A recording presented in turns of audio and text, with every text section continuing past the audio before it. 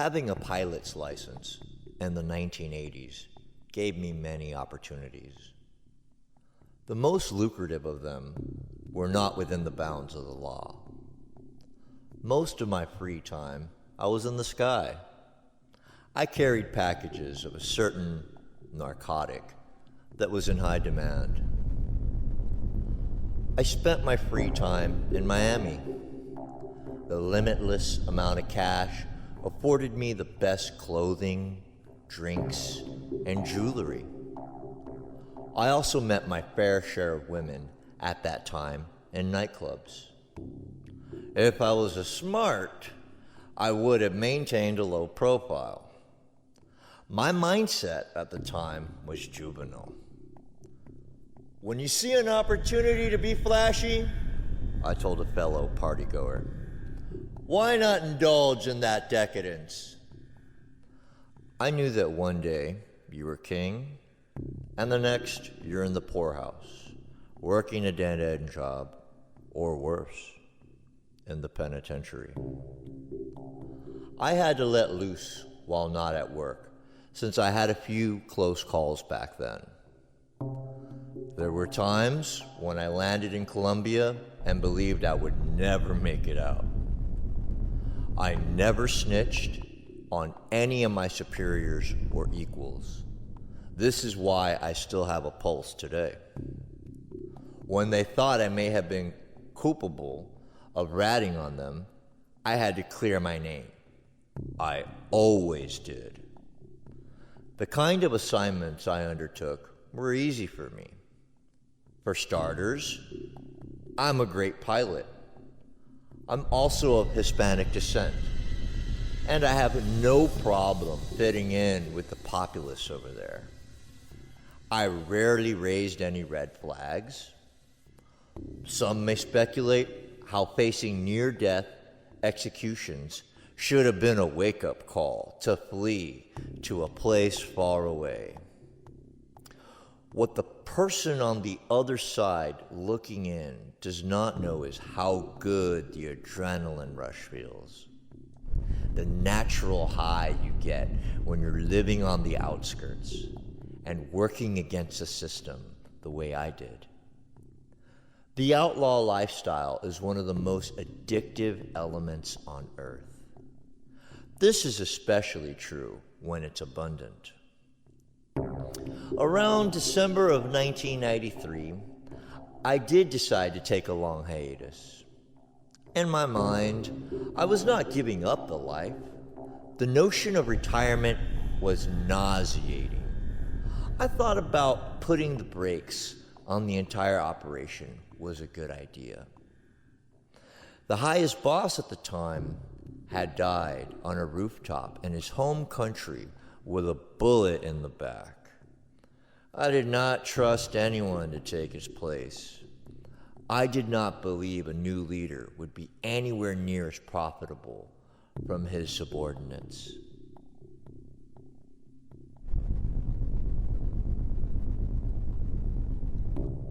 One day I sat in my apartment watching television. The phone rang, and I answered. The voice on the other end was hoarse. He sounded as though he finished chain-smoking 20 packs of Pall Malls. "We know you stole one of our bricks," the man said. "I went to one of the brujas and had them give you a little ceramic present. Enjoy." I hung up and tried to forget the conversation, though I knew it was a sign I had to move.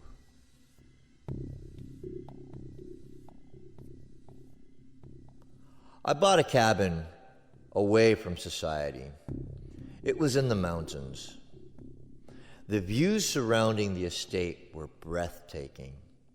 In the first 6 months I was there, I felt a bit isolated, but I knew it was for the best. I had an escape route mapped out if the authorities were to ever circle the place. Tapping my phone was impossible, considering I did not have one. I watched old westerns on VHS and read thriller novels in my downtime. I fished, hiked, hunted every other free moment. I still grew deathly bored. To go from having your heart racing every single day to living like Thoreau as a culture shock. I kept copious amounts of cash buried around the perimeter. It was in everything, from shoeboxes to milk crates with pieces of wood placed over their tops. There were no witnesses to watch me shovel in the remoteness. There were stacks of bills stuffed into my mattress, so I rarely had to resort to unearth the currency. I grew out a beard, dyed it a color I had never had before. I went into the nearby town and stocked up on everything from top ramen to Blue Label.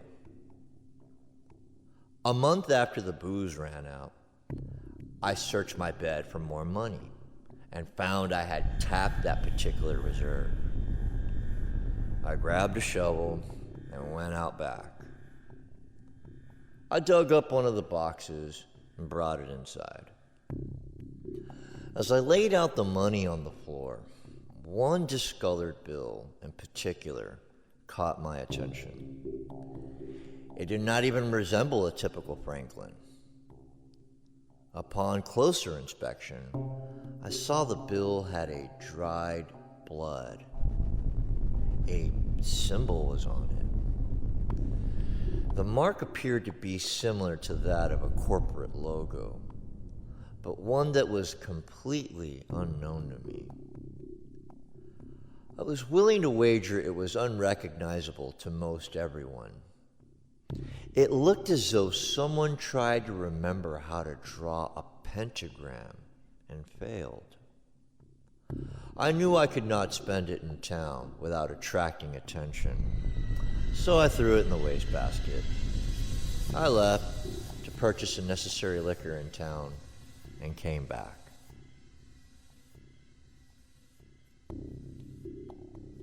I woke in the middle of the night to the sound of rustling. I sat up and stared at where the noise was coming from. It was in the corner of the room where the wastebasket was. In the darkness and drowsiness, I contemplated how it was more likely a rodent. Something seemed out of place when I opened my eyes a little more. The rim of the wastebasket had unusual shading around it. It seemed as though someone had painted it with dark, inky liquid. I stood and switched on the lamp. The wastebasket looked normal in the light. I shrugged and thought it was a result of exhaustion. I had spent the day splitting wood. I turned the light off, got back into bed, and rolled over. I slept well and did not wake up until 7 hours later. When I went to stand, I saw a shadow on my wall. It was humanoid and held a staff. I saw the shadow entity shake the object in the air. It unnerved me so much, I even ran my hand along the wall where it dissipated.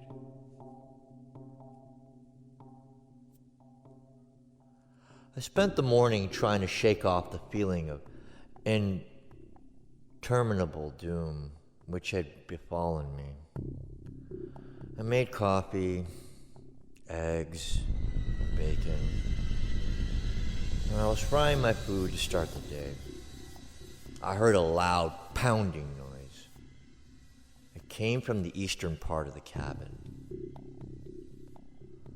I sat my utensils down and went into my room. I reached for a very large mag, light, and knife. I also grabbed my pistol. I held the blade downwards and kept towards a persistent noise. I crouched and waited for someone to crash in through the window. I knew it was likely not a lawman, since they tended to announce themselves. I reasoned it was a stray or an adversary.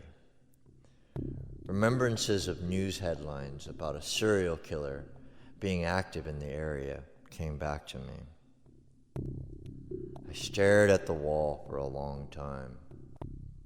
There was no silhouette through the shuttered casement. The ruckus ceased altogether. With my gun clenched, I went outside and searched for footprints. What I found instead horrified me. Dismembered animal carcasses were everywhere. The limbs of elk and the bloodied severed claws of bears were strewn about. I gazed at some of the crimson stumps as their hair on my arms stood up. Whoever had done this had wielded a hatchet with more brute force than precision. I circled the cabin and did not see any trace of a human.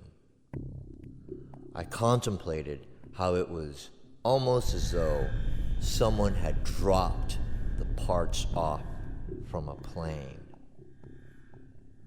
I scaled a nearby hill to get a better look at the uppermost part of the structure.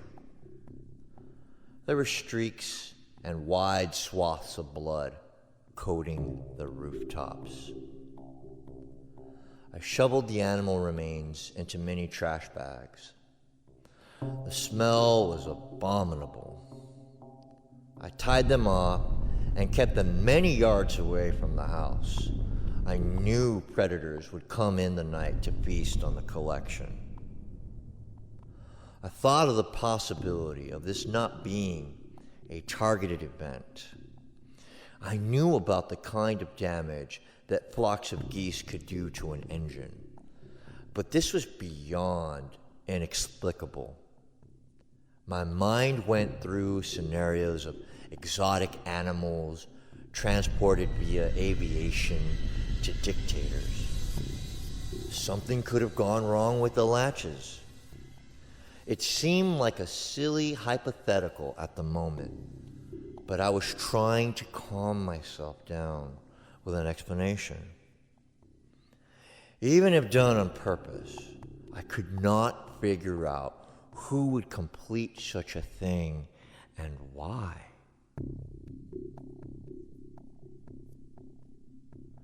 My head pounded. I went inside and lay down. I felt myself drift off into sleep. I heard a brief scratching noise, which I dismissed as a tree limb scraping against the rain gutter. Drowsiness overcame me, and I saw something protrude in the corner of my left periphery. I looked over. Spider legs, the size of baton, emerged from the wastebasket. I awoke, screaming and sweating.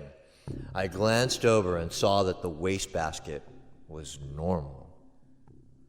I wiped my brow and kicked my feet over the edge of the bed. I took in a few deep breaths, and I stood and paced. I picked up a paperback, read a few passages, and decided to give sleep another go. Faithful, another night terror would not fall me. Darkness whirled around me, and I melted into the embrace of slumber. I was in my cockpit. The earth below rushed towards me as divided squares of land. I was in the beginning stages of a crash. All I heard was my voice screaming out the word, "Mayday! Mayday! Mayday!" I knew it was futile, a result of training-based instincts and desperation. The sweetness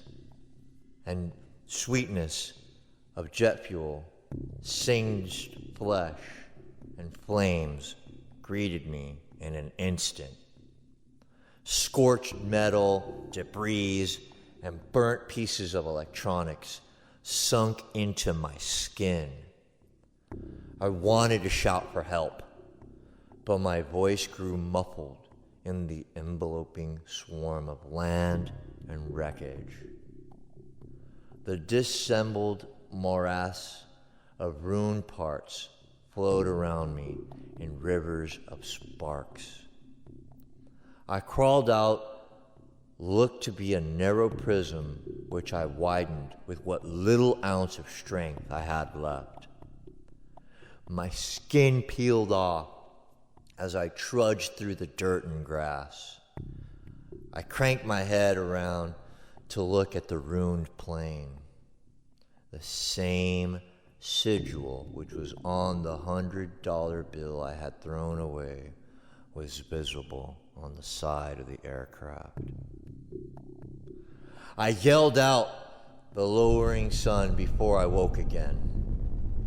When I sat upright, my hand glanced something cold. I looked down. The wastebasket was right next to where I had lain. I got down on my knees and threw up into it. I had to destroy the symbol. Before the night was over, I would fish it out and burn it. My decision felt superstitious. Still, my suspicion of the source of bad luck was undeniable.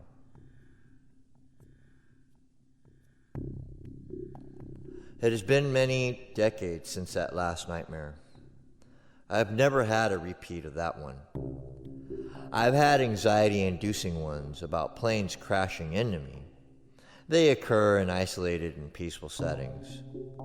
Another unusual change in my life has been the continual presence of spiders.